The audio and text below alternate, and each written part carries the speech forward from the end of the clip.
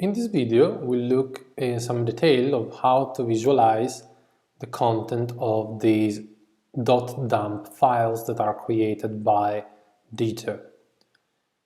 Before going into visualizing them so these are the files that allow you to create snapshots and videos of the structure as it gets optimized.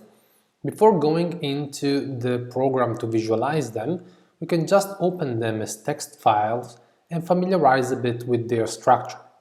This will be useful later on. So you see that these files are structured in this way. The first line is item time step, and then there is the time step. So the first frame is at time 0, so this time step is 0. Then it tells you how many atoms we have in the simulation, and it's 909 in this case, from 0 to 908.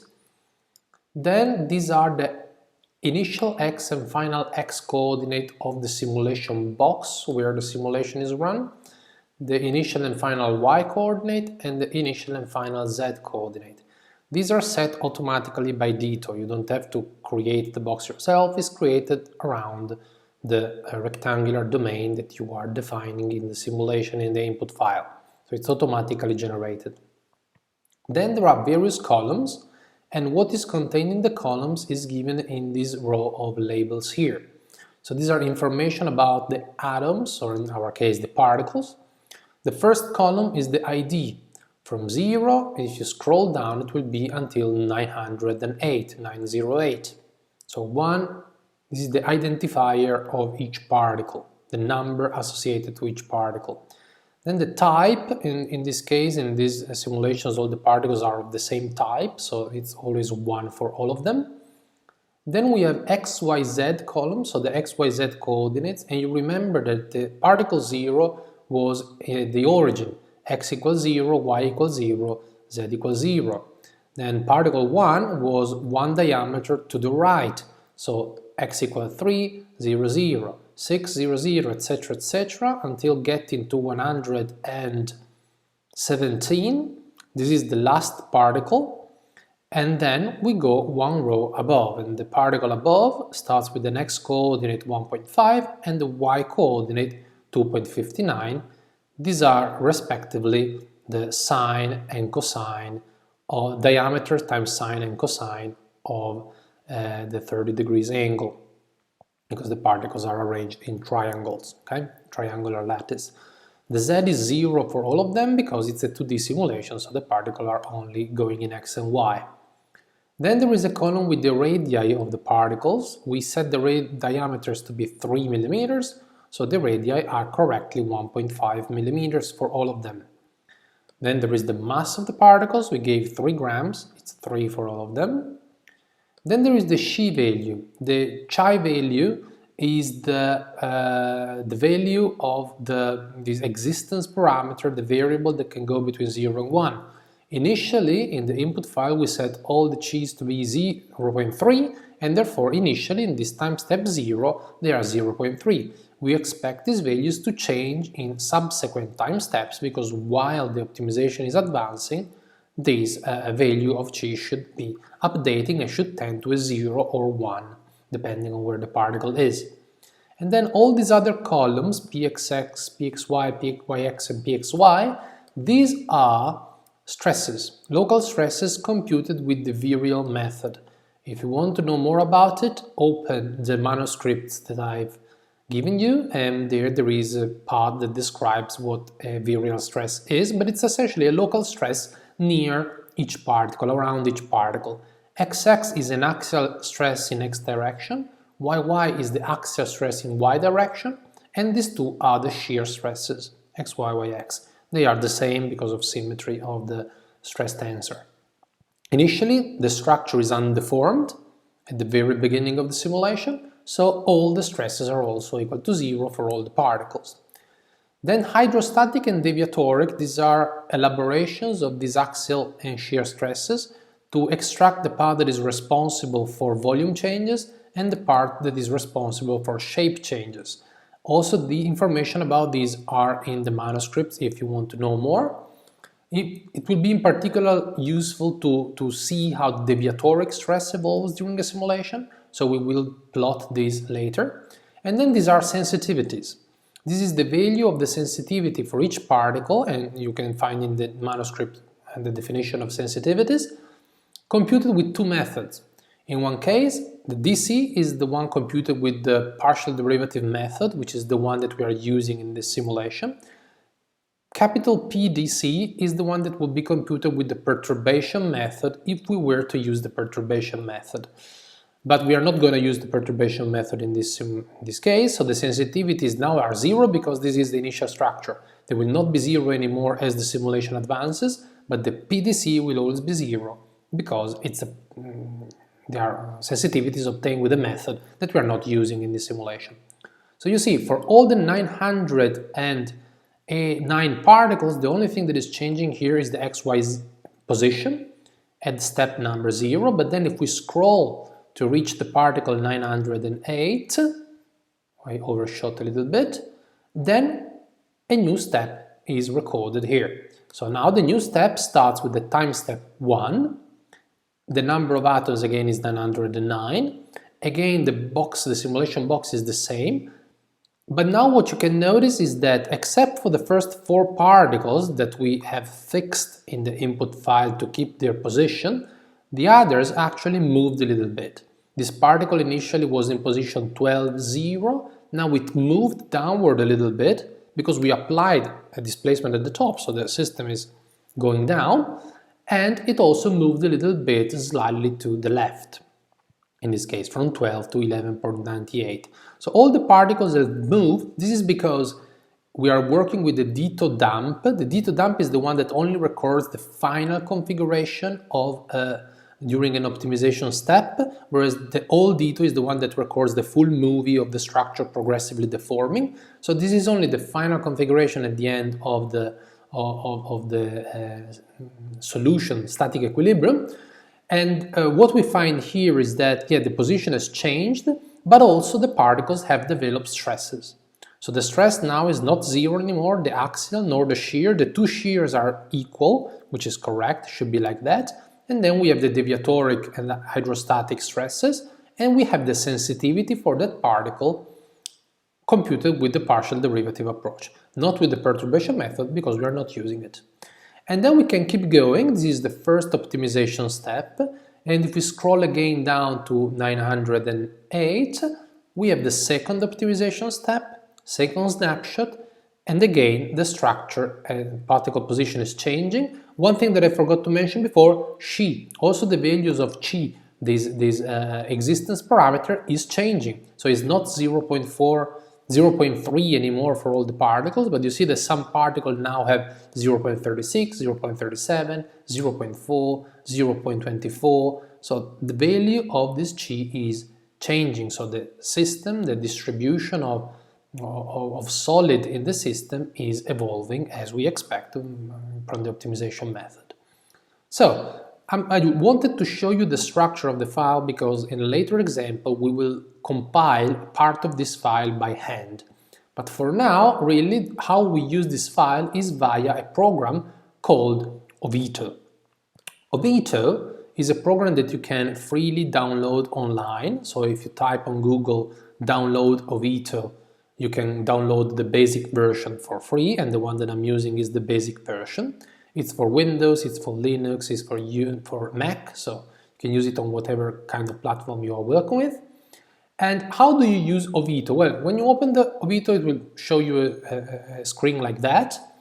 You can press on File, Load File, navigate to the folder where you have your DETO. For example, if we start from my iCloud Drive, it would be, I have it in my documents, which is not, documents, teaching Cardiff, EN24, student projects, tutorial, DETO, example. So this is the folder. You navigate to the folder, you pick the DETO dump, and you say open. For the format, the format that I'm using in this file, the format that I just showed you of the text files, is the LAMPS format. Is the LAMPS dump local files or LAMPS text dump files. Is this one. But it should be able to auto-detect it. So if you leave auto-detect file format, it should work. So you do open, and here is what appears. The simulation box is this one in black, the particles are those one in red, and the right diameter has been assigned to them. If you hover your mouse on any of these particles, you should read from this row here the identifier, followed by the particle type, XYZ position, radius, mass, chi, and all the stresses, etc. Now, if we just play the video, you see that there are multiple frames. If there are not multiple frames, make sure from this part on the right that you scroll down and you tick file contains multiple time steps. If this is unticked, it only reads the first time step that we saw in the text file. If you say multiple time steps, it records, it reads through all of them. And now if you just play the movie, like I'm scrolling here, you see that nothing clear is really happening. And the reason for that is that we are not really visualizing any information for the particles except for their positions. And yes, we can see that there is a bit of deflection from step 0 to 1, because step 0 is in the initial undeformed configuration. Step 1 is at the end of the first optimization step, so when the system has deformed, so you can see the deformation, but then from there onward, there's some vibration, it's not clear what is happening. So to visualize what is actually happening, what you can do here is to press Add Modification, choose Color Coding, and then in this color coding you can select quantities to plot for each particle. And if you click on the list here, there are all those columns that we saw previously in the dump text file. So you can plot the mass, the radius, particle position, you can attribute a color to these quantities. So the first one that we want to color really is the chi, this existence parameter. And we want chi equal to 1 to be black and 0 to be white. So dark particles are those concentrating most of the solid into them. White particles are those that are mostly they are disappearing. You can also use different scales, color scales. So it could be hot, going from yellow to black. You could use Viridis scale, going from yellow to blue, and so forth. For the chi, I typically favor the gray scale, with the 1 being black and 0 being white. And now if you run the video again, you see that actually something is happening. The solid is getting concentrated into this central column, leaving two thin arms on the sides. Another thing that you can plot that is interesting typically is the stresses. And in particular, I usually recommend to plot the deviatoric stress tensor, which is the one responsible for shear deformations, which is typically the one that is causing yielding and failure in metals and in some granular materials.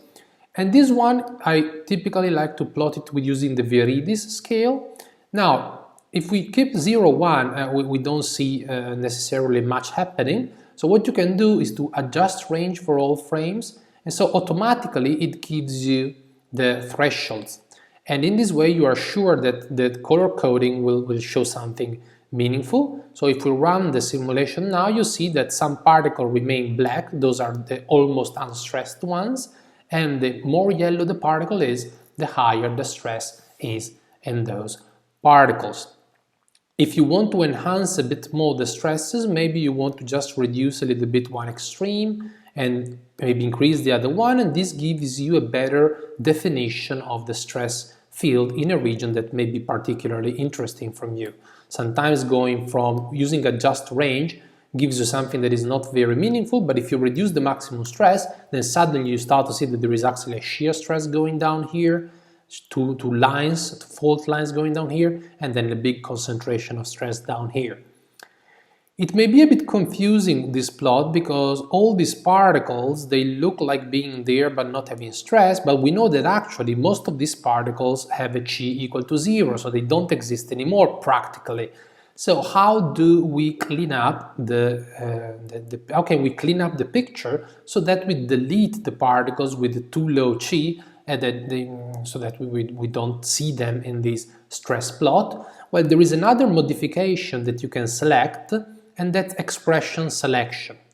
And with expression selection, you can take any of these variables and put a logical condition to select particles that satisfy that logical conditions. Keeping it simple, you could say chi smaller than 0.1. So all the particles that have a chi smaller than 0.1 will be selected by this Boolean expression. You can also add other conditions, like you could say and diameter, radius we have here, radius greater than 1. In our case, the radius is 1.5, so all the particles will satisfy this condition. But you can add conditions like here. You can add OR conditions as well. So one condition or the other is satisfied. So you can write a logical expression here, a Boolean expression, press enter, and now all the selected particles are in red. You see, these are all the particles with chi smaller than 0.1. Particles that don't exist anymore at the end of the simulation because their solid has moved away. And then we can add modification again and pick delete selected. So now you see that we cleaned up all the particles that have a chi lower than 0.1. So if we run the video again, we start from a system where all the particles existed and they had the low stress. And if we do the first step, we start to see some deformation. And the more we move through this simulation, we see particles starting to disappear and the stress building up in the particles that become more and more concentrated in solid. Okay? So this is something that helps you draw nice pictures, cleaning up the system from the particles that don't exist. So this is what you can use these dump files for, to get an idea of how the system is getting optimized, and this is an optimum structure to transfer the imposed displacement at the top to the support at the bottom. Another thing that you can do with these is to take snapshots. So if you press this camera here, it takes a snapshot of the screen that you can use to copy paste into your reports. You can also create videos. And to create videos, you can click on this camera here and you can say that you want a complete animation, every single frame. You can select all the options. You can add some settings for how many frames per second, playback speed, so you can have a longer or shorter video. Then you say save to file. You choose the file name and location that you want to use. So you can go back to your example folder and say optimization video. You can choose a format. Of course, if you want a video, you should choose a video format. If you choose PNG, is an image, so it could be an MP4, for example. And then you press save and render active viewport. And this is generating a video of this simulation out of the frames that have been saved here. So if you go back to your folder, you see that now you have a video that you can open with any program and run, and this could be useful to add on a PowerPoint presentation, for example. Now, how about the old dump, the other dump file that we are saving with, that we can decide whether to save or not using the input file for DETO2D? Well, if you want to open it, an easy way is just to drag it on top of the simulation, and then it will ask you whether you want to replace the particles, add them to the scenes, or you don't want to keep the existing objects at all, so to completely remove them. Well, if you select no, then you will have also to reset all the modifications that we created before. If you type replace instead, assuming that the simulation is with the same number of particles, so it's the same simulation but the same system, if you type replace, you are going to keep all the modifications that you had. So this can be useful if you want to open many dump files at the same time, one after the other, and you don't want every time to reset the modifications. So if you type replace, you see that you are still having the delete selected, color coding, expression select. So if you just run this video, it will still give you a similar answer as before. As I showed you in the past already, the added thing in the old dump compared to the DETO dump is that it doesn't only plot the very initial configuration and then the final configurations deformed at the end of the optimization step, but it also plots the progressive deformation of the structure during the generic optimization step. So you see that the structure is deforming, then let's color code Chi for this application, grayscale 1 to 0. So you see that the first 10 steps, Chi is the same, is 0.3 everywhere, but the structure is deforming. Now it reaches the end of the first simulation, and now Chi is redistributed, so some areas become darker, the deflection is brought back to the initial value of 0, and again the system is deflected until equilibrium is found again, sensitivity analysis, Chi redistributed, darker particles, again deflection is recovered, and then it deflects again, so it also shows you how the system deforms within each optimization step. This is useful mainly for debugging.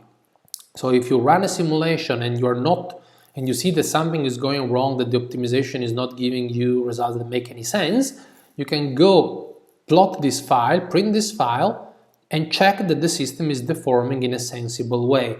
Maybe you are putting the force in the opposite direction, so you may note that the system is deflecting upward instead of downward, or maybe you are putting a too large force and the system is just collapsing and then it cannot converge to a good solution. So it's a good way to spot if there is any issue with the way in which your structure is responding to the external forces or external displacements, and whether the supports that you have generated are generated correctly. Okay, so it's good for debugging issues, but these files, these dump all files, they occupy a lot of space, 10 times more than the DETO dump, roughly, sometimes even more. So you have to use them to save them with caution. What if there is a simulation that is running on my machine and I want to update the configuration as soon as there are new data available so that I can see how the simulation is running almost in real time? Well, let's imagine now that I'm starting this simulation once again from scratch and data are being produced. In this case, I'm saving both the old dump and the DETO dump, so I could open either of the two. So in Obito, I have already opened my old.dump. So what if I want to load the new DETO dump, not the old one? You see, I've tried to move the movie and it tells me that there is an error because the file that I was using was from a previous simulation, it doesn't exist anymore. So how can I load it correctly from the current simulation? Well, either you open it, as we did before, so load file, and then you click on the old dump enter, and replace selected. So it loaded the first 12 steps, which are the steps that have been done so far. So 1, 2, 3, 4, 5, 12. Or you can drag and drop. At least in Mac you can drag and drop. I'm not sure about Windows. And also in this case, if you drag and drop, it will ask you to replace.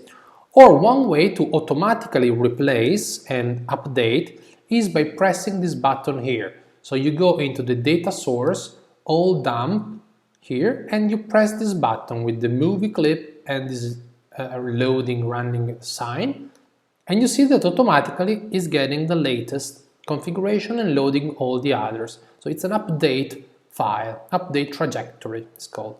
So if I click again, 27, and if I click again, 28. So it's loading all the steps that have been done so far in a very convenient way. So if you want to see how a simulation is running in real time, keep updating the trajectory, and you get more and more frames added here in the visualizer.